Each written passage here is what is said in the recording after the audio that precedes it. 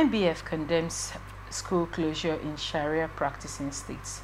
Middle Belt Forum NBF has strongly condemned the closure of public and private schools in some Sharia practicing states of northern Nigeria, calling on President Bola Ahmed Tinubu to intervene. The NBF spokesperson Luka Biniat, in a statement on Sunday, urged President Tinubu to exercise his authority to prevent these states from descending into religious fundamentalism. He criticized the closure, stating that they are deeply unjust to non-Muslims who are being disadvantaged educationally. The forum highlighted that the school closures also affect Kebbi and Southern Bauchi, which are part of the Middle Belt, demonstrating that the implementation of Sharia does not differentiate between Muslims and non-Muslims. Biniat argued that the closure aligned with Boko Haram's ideology, which opposes Western education, and further warned that these Sharia states are gradually distancing themselves from Nigeria's secular framework. The NBF further emphasized that the situation justifies their persistent call for the restructuring of Nigeria, citing increasing intolerance towards non-Muslims in the state.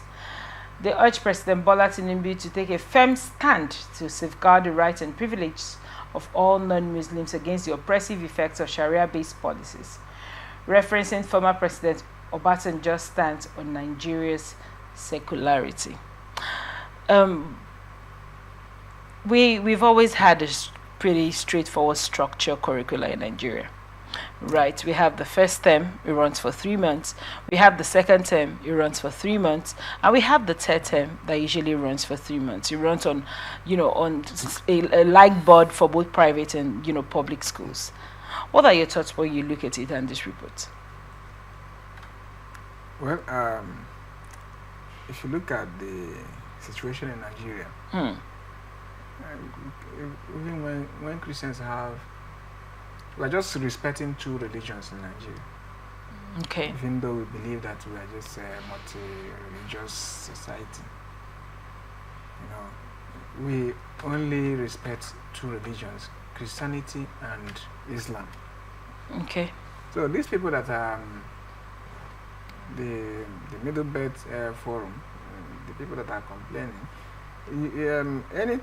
during Easter period, there is schools closed. But schools don't close because of Easter break. School closes then because it's the 3 months we talked about. So the people that structured it like that, I believe they considered all those things for the structure the educational system like that. So, but when schools close in August, what is happening in August? There's nothing happening in August. Schools close because 3 months has elapsed. There's nothing happening in August. Right. But I believe that during Christmas periods. That is because there's still a 3 month break. Even if there are no schools, the corporate sector, they always close. There's always a holiday. There's always a national holiday on Christmas Day. But there's always a national holiday during most of the things that happen. It's the same thing. What I'm saying, where I'm trying to gather your thoughts.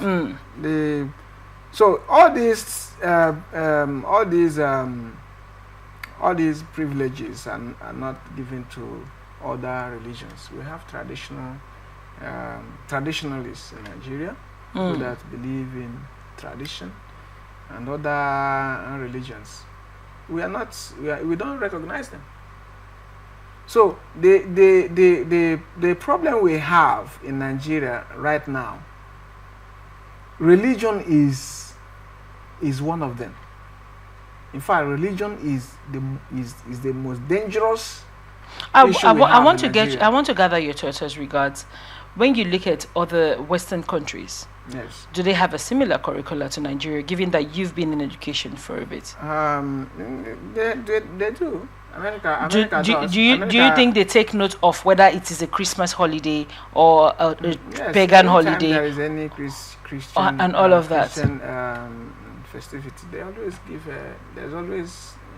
Do you think that falls rather into the structure that I painted when we started this discourse, which was not done by me, which was actually done by the Ministry of Education, with what we are borrowing from Western nations, which is the 3 months curriculum? Now, if I'm to suggest, I'm trying to. This is my suggestion. During restructuring, this restructuring we are calling for, that we don't even know whether it's going to be possible. Right. They should remove religion from our politics and declare Nigeria a fully secular state. Let us not embrace this. Religion is your personal relationship with God. It's not a political issue. Shouldn't be a political issue. Right. I remember one American politician said, religion is always co-opted for the imperative of winning elections.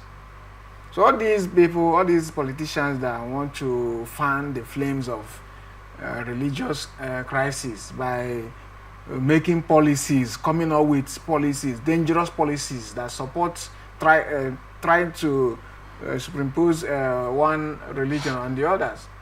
All these things that all these people are doing so because they want to please their constituents.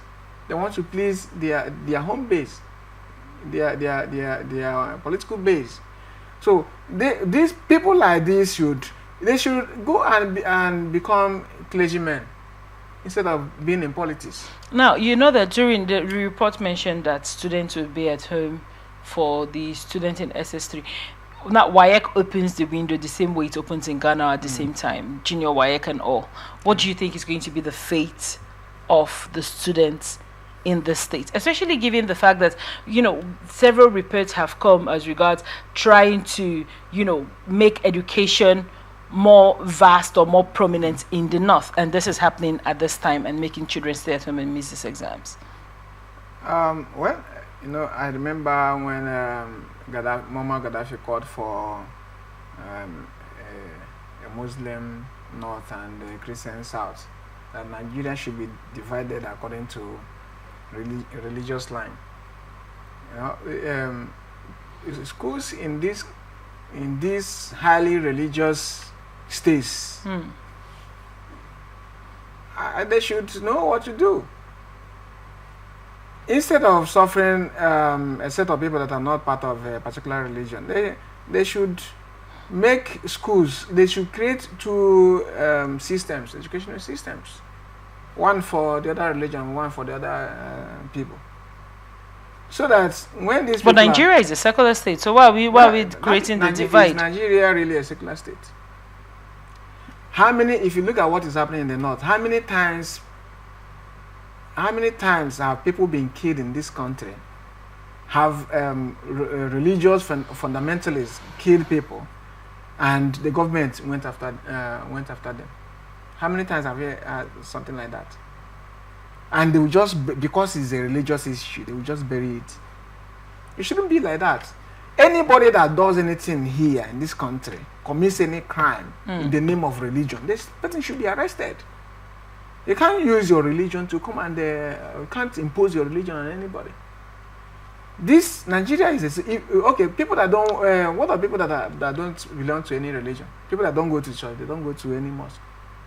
Are they not Nigerians? They are Nigerians. And they are Nigerians. So they should remove religion. I know that it's difficult to do because those that are in politics, they know why they are doing so. Because if you remove religion from Nigeria, many of them will not get elected. So what they do is that anytime they come to church and begin to sing hallelujah, everybody will now support them because it's their member. Or they go to a mosque and begin to do one or two things. Everybody will now support them because they are is their member. So now the issue of tribe.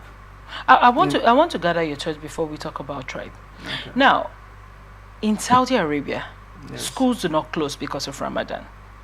Have you seen? Why are children going to be at home for months because of the fasting? The MBF also said that children 14 years and less are not even able to fast. They can't fast. Why are children at home instead of being in school because of Ramadan? Um, Because if we want to draw it at the religious line, say we're talking, Saudi Arabia doesn't, their children are not home for Ramadan I fast. just heard it for the first time. They're not home for Ramadan fast, they go to school. That's good. That's a good example. That's an example to follow. Why can't these people that are trying to copy Saudi Arabia, trying to live like other people, why can't they do the same thing? The problem we have in this country, even in Africa, is religion. Because you want to conquer a black man, you use religion. There is no other weapon you can use to conquer a black man other than religion. So they don't want to leave this religion of a thing. If it's possible for them, they will go to every government house and build and make the government house, turn it into a church or into a mosque. That is what is happening in Nigeria, and nobody's talking. So they should this restructuring of a thing. Everybody should wake up for it, and when Nigeria will be restructured, if possible, they should remove religion from our constitution. In fact, any religious symbol in our any of our national identities, they should remove them. Let us be a fully secular state, and you see development will come in, because religion has really affected our mentalities. Thank you so much for your insight on that report. Now, concerned market women staged a peaceful protest in Benin City on Monday, condemning the murder of 38-year-old Success Izekor, allegedly stabbed to death by her husband Kelvin Izekor, who is currently facing trial. The protesters, carrying placards, decried the rising cases of domestic violence against women. Success was 4 months pregnant and was allegedly killed at her home on February 22, 2025. EDO STATE, speaking for the group, urged the government to ensure justice. She alleged that Kelvin Izekor's mother claims he will be released on grounds of mental illness despite him marrying Success only 8 months prior. She also alleged that after the mother, he stole money from her POS business and attempted to secretly dispose of her body. The EDO State Police Command confirmed the murder, stating that Kelvin Izekor was arrested after attempting to dispose of his wife's body. Police found Success's body with deep cuts on her head. The Edo State Commissioner of Police, Betty Enekpe Isokpa Oteminei, condemned the increase in domestic violence and assured a thorough investigation, vowing that the culprits will face the full force of the law. Let's talk about domestic violence. What are your thoughts on this report? You know, domestic violence. We always talk about the domestic violence. We always talk about domestic violence. You know, I don't know this because it's becoming increasingly high. That's I mean, fact. every other day it's in the reports. That is the fact. But I don't think domestic violence is being reported, you know, enough. We are not reporting it enough. Domestic violence is something that happens every day. Okay. It happens in many forms. And it's not just women that suffer it. Of course. Both men and women suffer domestic violence. So what I have to say is that, you know, marriage is highly sensitive. Bringing two persons together. Yes. To live forever. Even though in Nigeria now, people I don't think they are seeing the word forever in marriage again, because a lot of things are happening. But marriage is something that lasts for eternity. For here, the kind of eternity we have here, the forever here, is something that lasts forever until death do you part. Even when death comes, the marriage still stands. Okay, because once said that we are in each other's life for life. Whether you like it or not, you are in somebody's life or not for life. If whatever you do to get the person out of the person will still be in your subconscious, or still be part of your life. If you have a child with somebody, you see your future. You can't deny that fact. So we need to be very careful how we treat people that have become part of our lives. Somebody that is part of our destinies. We need to be careful of how we treat them. And I said before that if you don't have high level of tolerance and forgiveness, you can't succeed in marriage. Only the headache, especially men, only the headache can take a man within a few months. Some men die within a few months of getting married. And now a woman has been killed under 8 months with a pregnancy of 4 months. Now under 8 months or so. And what happens is that, some women, I have to be frank with you, when women are pregnant, right, that is when you see their worst. If it's a stubborn woman, that is when you see the high, as in the peak of her stubbornness. If she is an annoying person, that is when you. But you need to understand all these things, that these people may not know what they are doing, because there is a kind of reactions that are going on in their system as they are pregnant. Many of them begin to long for other people's meals when they see something. Some men get offended when they sometimes when you talk to them, they react. What should the height of an offense be? If someone is offended, what should be the pinnacle where you shouldn't allow your emotions or triggers to get to? The peak, I know that the peak of every anger is maybe attack. You want to get back at the person, but you shouldn't allow it to get to that level. If somebody offends you, or you feel that the person, bringing up a lot of emotions, you need to pull yourself away from the person, or pull yourself emotionally away from them. Some people they will just decide that they will not love you again. Are you getting it? Right.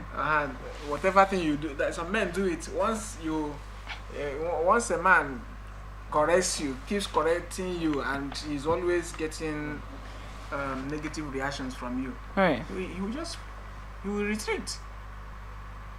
He will not correct you again. There's so many things I want to gather your thoughts on. I don't know if our time is going to let us, but first let's talk about, before people decide to get married to each other, we have the courtship phase where people seemingly try to know each other. Then we have this long counseling thing now that happens in churches, and all of that, where people spend 3 months, 2 months seeing somebody, a marriage counselor that is talking on issues and trying to, guide them through. Why do you think we've had this surge in abuse cases after, the courting period, which basically validates the getting to know me, getting to know you period? Do you think that stands for anything when you look at it? Or do you think we should go back to the way it used to be, where families pick out somebody and say, you people should come here, I found the flower and I came to pluck it? It's good to date before marriage. Okay. When you date, nobody's perfect. At least you know what you can tolerate from the person and what you cannot tolerate. Right. So but you can't know anybody. You can't know somebody fully out of marriage. It is when you enter the marriage you begin to see, the other side of the person, or the full version of the person. So, but what you have to do, when you are going into marriage, you need to know that you need to prepare your mind for the worst, so that when it comes, you will not be surprised. All right. And you see that you now conclude that human beings are not perfect, and this person is not perfect. You don't love somebody because of their perfection. You love somebody because of their imperfection. All right. What can I do to make this person a better person at the Well, end of the day. one more question before we wrap up this episode on Society Watch. I want you to gather your thoughts as regards, the market women and the people protesting said two things that, stuck out in this report. Now, first of all, they said that the boy's mother said he's going to be let out on the case of mental illness. Okay. On the second part, this man was discovered going to bury the body of the woman or dispose of it. I want to gather your thoughts on that too, your final thoughts on those parts of the report before we wrap up the show. Well, it shows that for the man himself, it shows that he really, in fact, the love for the wife had died completely. Well, it was just 8 months ago. The love for the wife had died completely before the killing. Or can we say that she was possessed? But there is no justification for the killing. The fact is that some men, they can, if you offend them, they find it difficult to forgive you.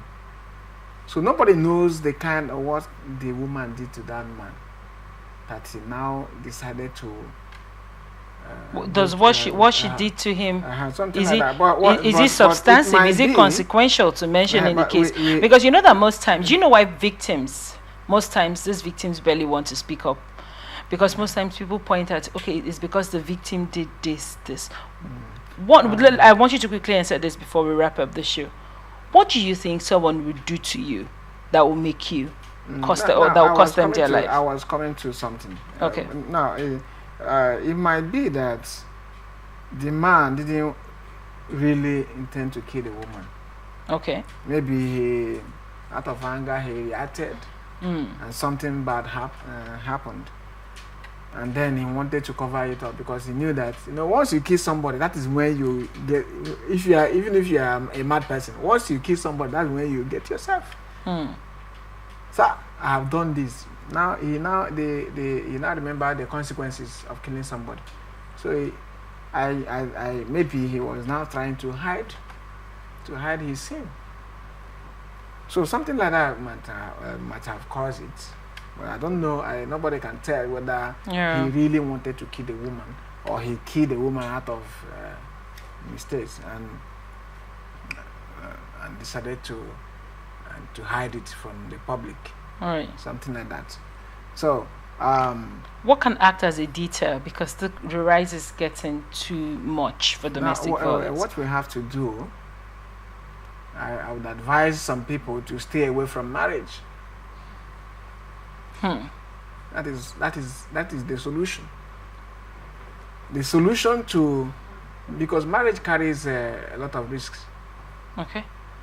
In marriage, I know that marriage has the best opportunities in life, but it also carries the worst risks in this life. Anything can happen. When you marry, the safety of that person is in your hands. The future of that person is in your hands. If anything happens, you'll be the one to be held responsible. And somebody can offend you. In fact, if you're a married person, your spouse can offend you 70 times 70, or 70,000 times 70,000. That is how it is. But you need to have a forgiving heart. Forgive the person, because you yourself, you will also offend the person, so that the two of you can grow up together. Thank you so much for your insight on that report. Well, this is where we wrap it up on this episode on Atlantic Society Watch. I want to thank you so much, Mr. Ndubisi Wambugo, for always gracing the show and giving us good insight.